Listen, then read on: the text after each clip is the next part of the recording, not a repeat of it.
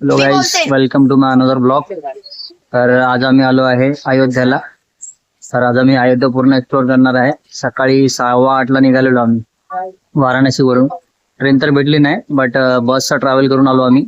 जवळजवळ आम्हाला 7 ते 8 तास लागले तिकडे पोहोचता अयोध्येला. तर आम्ही त्या जवळच एक आश्रम मध्ये रूम घेतलेला आहे. रूम चांगले भेटलेले, आश्रम वाले पण खूप चांगले आहेत. अयोध्या पूर्ण एक्सप्लोर करणार आहे. तर आता आम्ही चाललो आहे हनुमान मंदिरात. तर हनुमान चौकात हनुमानाचं फेमस मंदिर आहे, तिथे चाललो आहे. मित्रांनो, अशी मान्यता आहे इकडे की प्रभू श्रीरामाचं दर्शन घेण्याआधी हनुमानाचं दर्शन घेणं गरजेचं आहे म्हणून. त्यामुळे आम्ही चाललो आता पहिले बजरंगबली श्री हनुमानाचं दर्शन घ्यायला. बघूयात हनुमानाचं मंदिर कसं आहे. मार्केटचा रश बघून तर वाटतं की खूपच चांगलं असेल.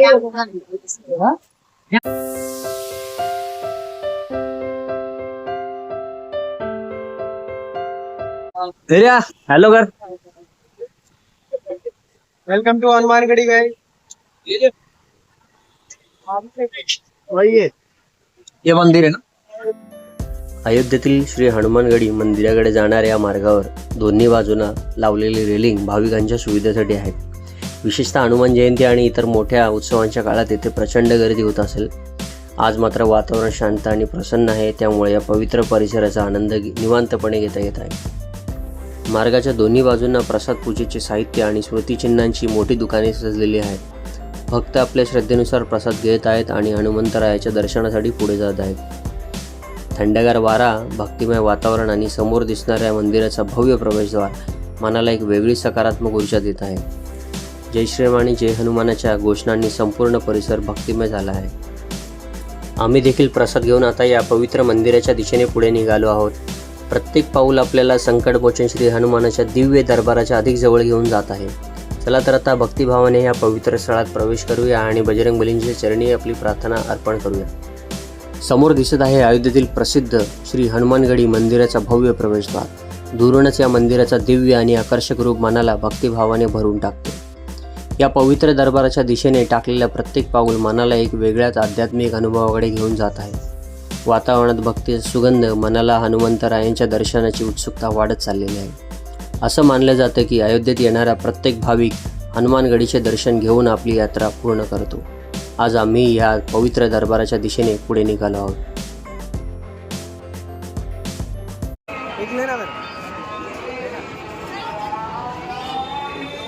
नीरज भाऊ काय ऐकत नाही. फोटोशूट इथे पण चालू केलेला आहे. 200 फोटोचा टार्गेट वाराणसीला कम्प्लीट केला. 200 फोटो इथे काढणार. चला तर या भव्य प्रवेशद्वारातून आत जाऊन संकटमोचन श्री हनुमानांच्या चरणी नतमस्तक होऊया आणि त्यांच्या कृपेचे आशीर्वाद प्राप्त करूया. आता आम्ही चाललोय दर्शनाला. म्हणजे इकडून चाल ना, इकडून खाली आहे.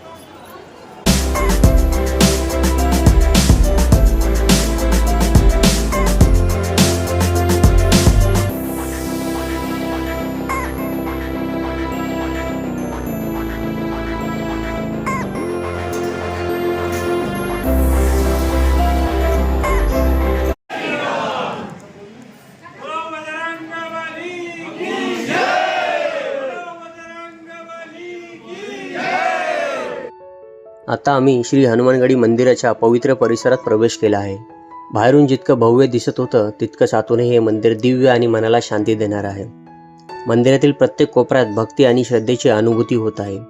येथे येणारा प्रत्येक भाविक बजरंगबलीच्या चरणी नतमस्तक होऊन आपल्या मनातील इच्छा आणि प्रार्थना अर्पण करत आहे. घंटानाद, मंत्रोच्चार आणि भक्तांच्या जयघोषाने संपूर्ण वातावरण भक्तिमय झालं आहे. इथे काही क्षण घालवल्यानंतर मनाला एक वेगळी शांतता आणि सकारात्मक ऊर्जा मिळते. अयोध्येतील हे केवळ एक मंदिर नाही, लाखो भक्तांच्या श्रद्धेचं आणि विश्वासाचं केंद्र आहे. इथलं वातावरण अनुभवणं ही स्वतःमध्ये एक अविस्मरणीय अनुभूती आहे.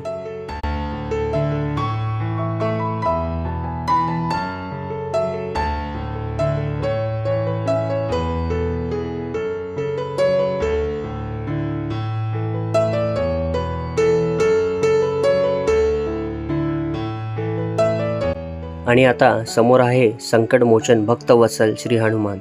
त्यांच्या दर्शनाने मन भरून येत आहे आणि या पवित्र क्षणाला शब्दात व्यक्त करणं खरोखर कठीण आहे.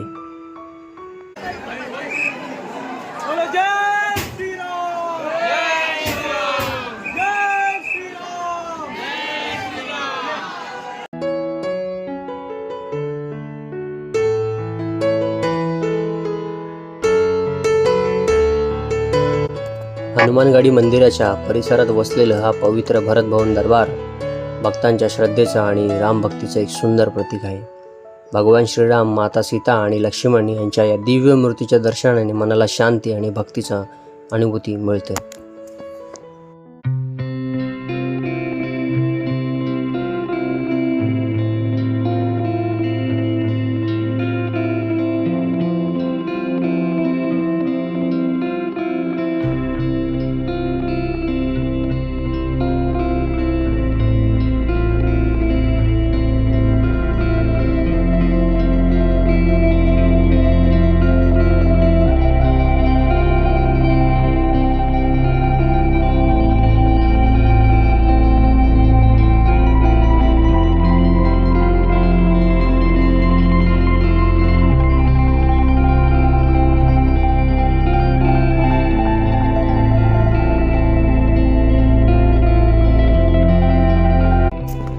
मंदिरातील हे सुंदर आणि शांत वातावरण खरोखर अविस्मरणीय आहे. येथे असलेल्या गाभाऱ्यात अनेक भक्त बसून श्रद्धेने हनुमान चालिसेचे पाठन करताना दिसतात. हनुमंतावरील अखंड भक्तीची प्रचिती देणारे हे दृश्य मनाला स्पर्शून जाते. माझे मित्र नीरज आणि पिंटो देखील हनुमान चालिसेच्या पाठणात पूर्णपणे भक्तिमय भावनेने लीन झाले आहेत.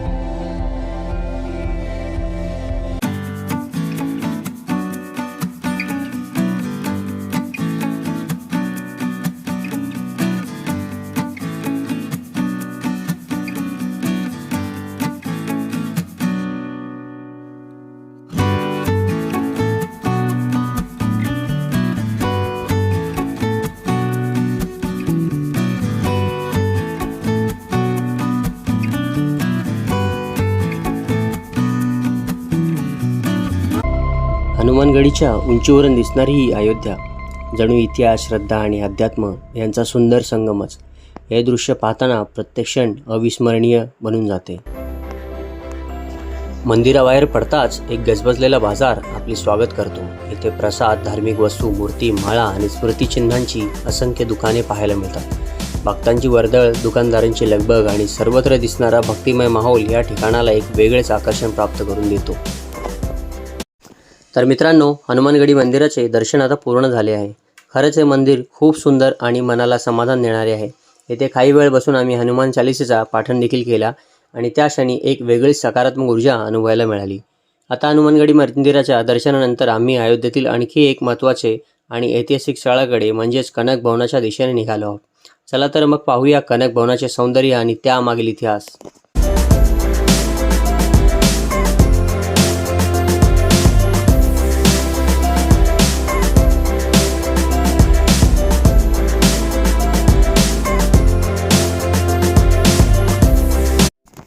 आणि आता आपण पोहोचलो आहोत अयोध्येतील अतिशय सुंदर, भव्य आणि पवित्र अशा कनक भवनात. राम जन्मभूमी परिसराजवळ वसलेले हे मंदिर अयोध्येतील सर्वात प्रसिद्ध मंदिरांपैकी एक मानले जाते. कनक म्हणजे सुवर्ण आणि भवन म्हणजे महल, त्यामुळे याला सुवर्ण महल असेही म्हटले जाते. पौराणिक मान्यतानुसार भगवान श्रीराम आणि माता सीता यांच्या विवाहानंतर महाराणी कैकेयी यांनी माता सीतेला हे भवन भेट स्वरूपात दिले होते. त्यामुळे हे स्थान श्रीराम आणि माता सीतेच्या प्रेमाचं, भक्तीचं आणि कौटुंबिक नात्यांचे प्रतीक मानले जाते.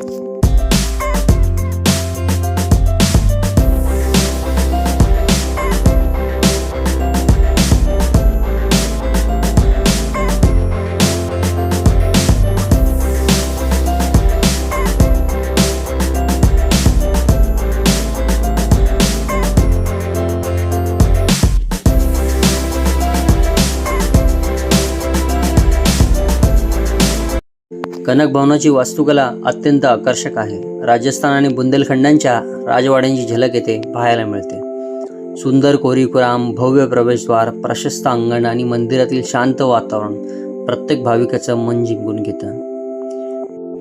अयोध्येला येणारा जवळपास प्रत्येक भाविक कनक भवनाला अवश्य भेट देतो, कारण येथे केवळ दर्शनच नाही तर श्रीराम आणि माता सीतेच्या दिव्य सहजीवनाची अनुभूती मिळते. मंदिरातील प्रत्येक कोपरा राम नावाच्या भक्तीने आणि आध्यात्मिक ऊर्जेने भरलेला जाणवतो. मंदिरातील गर्भगृहात विराजमान असलेल्या श्रीराम आणि माता सीतेच्या सुंदर मूर्तीचं दर्शन घेताच मन भक्तिभावाने भरून जाते. सुवर्ण मुकुटांनी सजलेल्या या मूर्तीचं तेज आणि दिव्यता शब्दात वर्णन करणे कठीण आहे. या पवित्र वातावरणात काही क्षण घालवताना मनाला एक वेगळीच शांतता लाभते. अयोध्येच्या या दिव्य भूमीवर उभे राहून श्रीराम आणि माता सीतेच्या चरणी नतमस्तक होण्याचा अनुभव खरोखरच अविस्मरणीय आहे.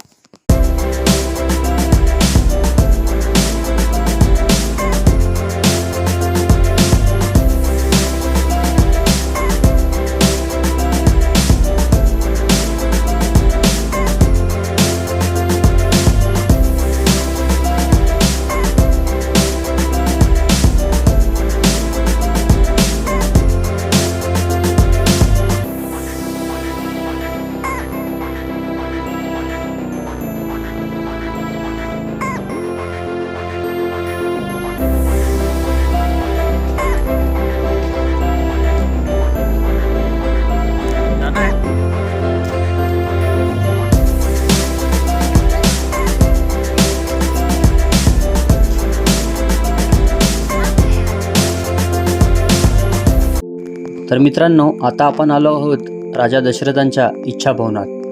स्थानिक मान्यतेनुसार हे ते पवित्र स्थान मानले जाते जिथे राजा दशरथांनी पुत्रप्राप्तीसाठी मनोकामना व्यक्त केली होती. जरी याचा स्पष्ट उल्लेख प्राचीन ग्रंथांमध्ये आढळत नसला तरी भाविकांच्या श्रद्धेमुळे या स्थानाला विशेष महत्त्व प्राप्त झाले आहे.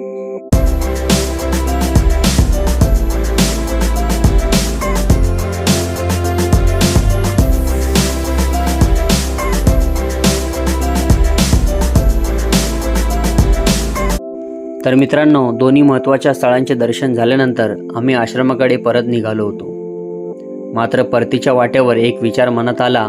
उद्या श्रीराम मंदिराच्या दर्शनासाठी येताना कोणती प्रक्रिया असते, प्रवेश व्यवस्था कशी आहे हे आजच पाहून घेऊया, म्हणजे उद्या आपल्याला जास्त भटकावे लागणार नाही. सध्या आपण ज्या मार्गावर आहोत याच मार्गाने भाविक दर्शनासाठी पुढे जातात. येथे सुरक्षा तपासणीसाठी चेकपोस्ट व्यवस्था करण्यात आली आहे. संपूर्ण तपासणी झाल्यानंतर भाविकांना पुढे प्रवेश दिला जातो. तुम्ही पाहू शकता दोन्ही बाजूंना लावलेली ही रेलिंग आणि मार्किंग दर्शनासाठी येणाऱ्या भाविकांच्या रांगांसाठी तयार करण्यात आलेली आहे. लाखो भाविकांची गर्दी लक्षात घेऊन अतिशय नियोजनबद्ध आणि सुबक व्यवस्था करण्यात आलेली आहे, जेणेकरून कोणालाही कोणत्या प्रकारचा त्रास होऊ नये. विशेष म्हणजे रात्री उशिरापर्यंत दर्शन सुरू असल्यामुळे या वेळेलाही अनेक भाविक श्रीरामांच्या दर्शनासाठी उत्साहाने पुढे जाताना दिसतात.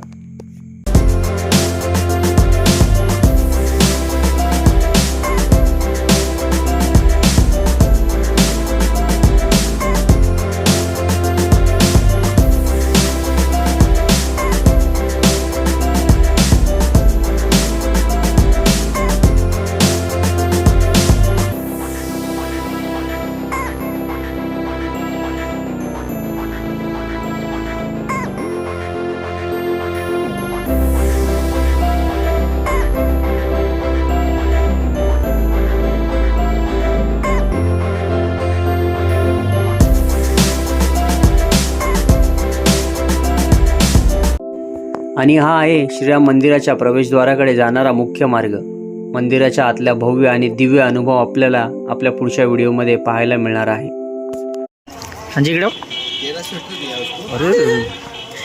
अरे बाबा बाबा, थंडी वाजते, थंडी.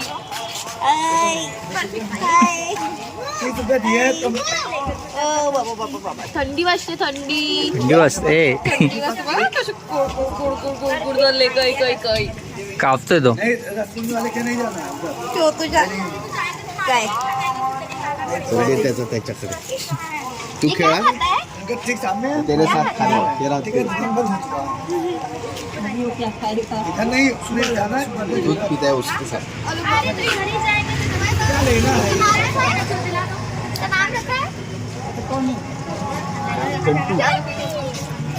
भारी आहे, लय भारी आहे तो. केवढूच आहे तो.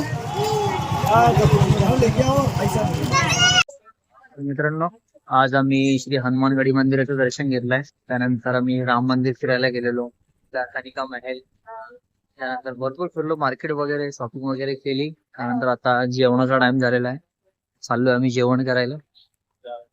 राम मंदिरात दर्शन उद्या घेणार आहे. आज आम्ही फक्त बाहेरचा परिसर फिरून आलोय.